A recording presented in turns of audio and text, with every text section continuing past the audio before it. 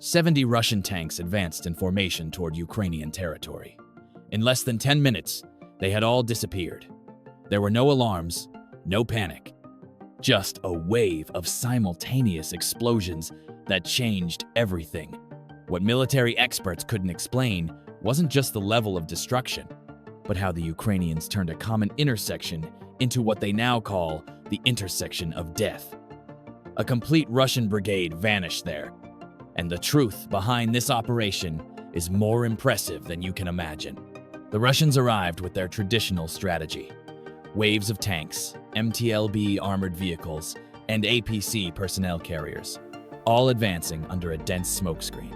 The idea was classic Soviet doctrine: overwhelm Ukrainian defenses with pure firepower and noise. It was the same tactic that had worked in Chechnya and Georgia. But here's where it gets interesting. The Ukrainians already knew they were coming. Not only that, they had been preparing this trap for months. While Russian engines roared and tracks crushed the ground, Ukrainian drones floated silently overhead, transmitting every movement in real time. The Russian column had no idea that every step brought them closer to a zone that had been meticulously designed to destroy them. Javelin anti-tank weapons waited, hidden in positions the Russians never detected. Drone teams with homemade explosives flew meters away, ready to attack. When the first explosions began, it was already too late. The rear tanks stopped in confusion, realizing they had walked straight into a perfectly executed trap. Russian communications intercepted afterward revealed total panic. They couldn't understand how such a simple operation had turned into a massacre. Ukrainian discipline was key. Their soldiers had waited hours in complete silence, following a plan where every second was calculated. There was no improvisation. There was no luck. But this was just the beginning. What the Russians didn't know is that the Ukrainians had been perfecting something even more devastating for the next waves that Moscow was preparing. While Russian tanks turned into scrap metal, modified commercial drones worth barely $500 were destroying machines that cost $1.5 million each. The math was brutal, but revealing. The Ukrainians had built a surveillance network that the Russians never saw coming. Commercial drones, the type you can buy at any electronics store, flew in coordinated patrols 24 hours a day. These devices transmitted real-time video to mobile command centers hidden in nearby forests. The thing is, these weren't just surveillance drones. The Ukrainians had modified them to carry grenades and directed explosives. FPV drones, as they call them, had become silent killers capable of hitting specific tank hatches with surgical precision. Coordination was what really made the difference. Ukrainian operators used encrypted applications to communicate instantly. One drone detected movement, transmitted exact coordinates, and within seconds, other attack drones headed to the target. There was no delay, no confusion. The Russians, meanwhile, continued using radios and communication systems that the Ukrainians had learned to intercept. It was like playing chess against someone who could see all your moves before making them. The drones had begun tracking the Russian column 48 hours before the attack. By the time the tanks crossed the border, the Ukrainians already knew the speed of each vehicle, its position in the formation, and had even identified which ones carried critical supplies. This technology was democratizing destruction. A soldier with a laptop and a modified drone could eliminate a tank that represented years of training and millions in investment. The battlefield had been leveled in a way that Russian generals simply didn't understand. And here comes the most disturbing part. This same technology that was saving Ukraine could be available to anyone in the future. The components are civilian, the modifications are simple, and the knowledge is expanding rapidly. What seemed like an improvised Ukrainian response was actually the result of months of meticulous planning. Every explosion, every position, every escape route had been calculated with military precision. The Ukrainians had studied Russian movement patterns in previous attacks. They knew they liked to use the same routes, the same formations, the same old Soviet doctrine. It was predictable, and that predictability became their downfall. The terrain selection wasn't casual. This specific intersection forced Russian vehicles to reduce speed and concentrate in a small area. It was a natural funnel, perfect for an ambush. The Ukrainians had strategically mined every access and escape route. But physical preparation was only part of the story. The human factor was equally impressive. Ukrainian soldiers had trained specifically for this type of coordinated operation. They could maintain radio silence for hours, react instantly to pre-established signals, and execute complex movements without losing coordination. The positions of the Javelin missiles had been chosen to maximize damage. From these hidden locations, Ukrainian teams could attack vehicles from hundreds of meters away, almost without risk of detection. The Russians literally didn't know where the attacks were coming from. The engineering behind the operation was sophisticated. They had built underground command centers connected by encrypted communications. Escape and repositioning routes were marked to allow Ukrainian forces to move quickly after the attack. Remote-controlled, improvised explosives added another layer of lethality. These devices could be activated in sequence to create waves of destruction that maximized chaos and minimized escape possibilities. When they finally executed the plan, the operation worked without a single confirmed Ukrainian casualty. Discipline, preparation, and coordination had created what military experts now study as a perfect example of modern asymmetric warfare. It was military precision taken to perfection, where every element worked in sync to create a devastating result. Russia made mistakes so basic that it's hard to believe for an army of their supposed experience. The arrogance and rigidity of their military doctrine completely blinded them to the reality of the modern battlefield. The first mistake was continuing to use Cold War tactics in the middle of 2024. Massive tank formations worked in Chechnya and Georgia because they faced less equipped forces without access to modern technology. But Ukraine wasn't the same, and the Russians refused to recognize it. The lack of prior reconnaissance was criminal. They didn't send ground exploration teams, didn't conduct effective aerial surveillance, and basically sent 70 tanks blindly into enemy territory. It's as if they had assumed the Ukrainians were still the same army from 2014. Russian communications were a disaster. Using unencrypted radios that the Ukrainians easily intercepted, they transmitted operational information that reached enemy ears before their own troops. It was like fighting with cards open on the table. But the biggest mistake was persistence in failure. After losing the first column, they sent a second the next day using exactly the same tactics. Same routes, same formation, same disastrous result. In 48 hours, they lost more than 40 armored vehicles, without achieving any tactical objective. Russian commanders waited for orders from generals, located hundreds of kilometers from the front. They had no authority to adapt tactics or respond to changes on the battlefield. While Ukrainians reacted in seconds, Russians needed hours to make basic decisions. The underestimation of Ukrainian capabilities was evident. They continued thinking in 2022 terms, without recognizing that the Ukrainian army had evolved dramatically. They had better training, better weapons, and above all, better coordination. Moscow had fallen into the trap of believing its own propaganda.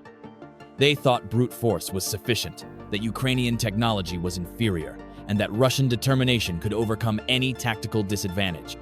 Reality hit them brutally, but Russian leadership seems incapable of learning from their mistakes. American Javelin missiles not only changed the outcome of this battle, but completely redefined the rules of modern combat. Each 175 $0 missile was destroying tanks that cost millions.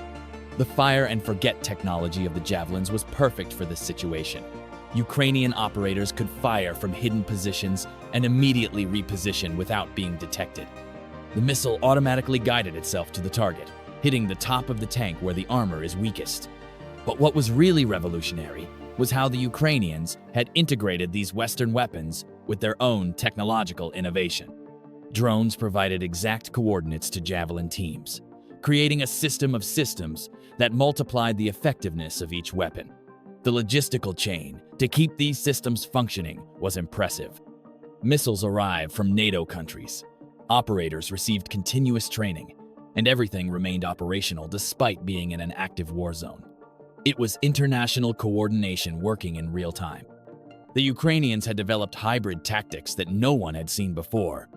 They combined $500 commercial drones with high-tech Javelin missiles, creating capabilities that cost a fraction of traditional systems but were equally lethal.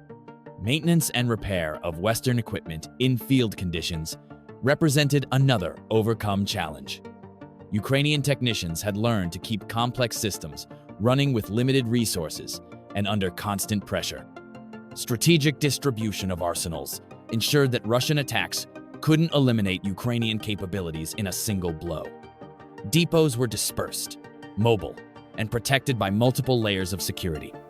The cost-benefit analysis was devastating for Russia. A Ukrainian FPV drone cost less than a Russian tank's gas tank, but could destroy the entire vehicle. It was brutal military mathematics that completely favored the defending forces. This combination of Western technology with Ukrainian innovation was creating a new paradigm where high-effectiveness warfare didn't require massive budgets, but tactical intelligence and superior coordination. The destruction of these 70 tanks sent shockwaves that went far beyond the battlefield. The psychological impact on Russian troops was immediate and devastating. Intercepted reports showed that Russian units began refusing similar advance orders. Soldiers had seen images of the devastation and understood that traditional tactics were suicidal against Ukrainian defenses. Morale plummeted. Russian movement patterns changed drastically after the incident. They abandoned massive formations, began moving in smaller groups, and developed a justified paranoia toward any terrain that could hide ambushes. Fear had changed their operational behavior. Armies worldwide began rethinking their military doctrines. If experienced Russian tanks could be eliminated so easily by commercial drones, what did that mean for their own armored forces? Global military budgets began redirecting toward modern technology. Intelligence assessments about Russian military capabilities had to be completely revised. What the world thought about Russian military power turned out to be an illusion based on expensive equipment but obsolete doctrine. Increased international confidence in Ukrainian resistance capacity changed arms supply policies. Countries that had been cautious began sending more advanced equipment, convinced that Ukrainians could use it effectively. This demonstration established new standards of military effectiveness that all modern armed forces now have to consider. The combination of accessible technology with innovative tactics had democratized capabilities that previously only superpowers possessed. The historical precedent was clear. This operation would be studied in military academies for decades as the moment when warfare fundamentally changed. It was the modern equivalent of the first time artillery made medieval walls obsolete. The geopolitical implications were enormous. If smaller countries could effectively defend against invasions by major powers using accessible technology and tactical innovation, the global balance of power needed to be recalculated. What happened with those 70 Russian tanks wasn't just a tactical victory.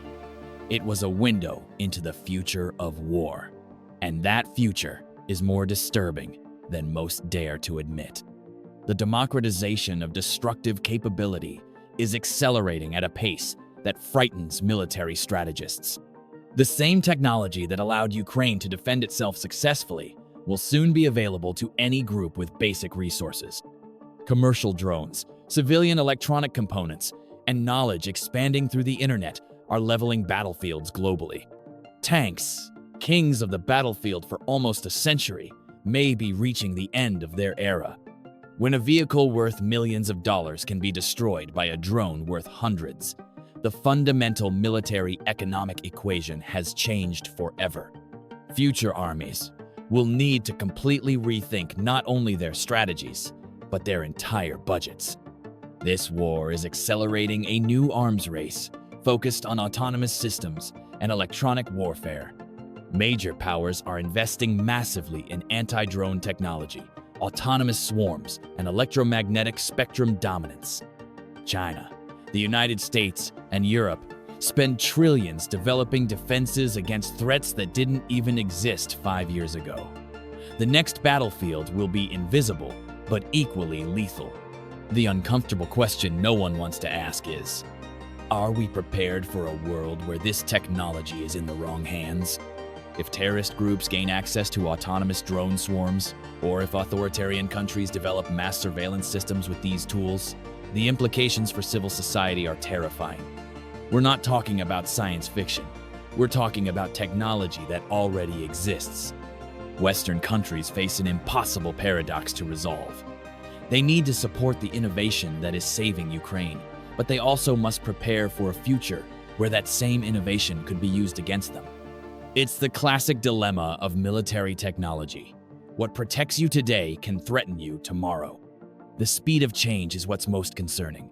Traditional military policies take years to adapt, but technology evolves in months.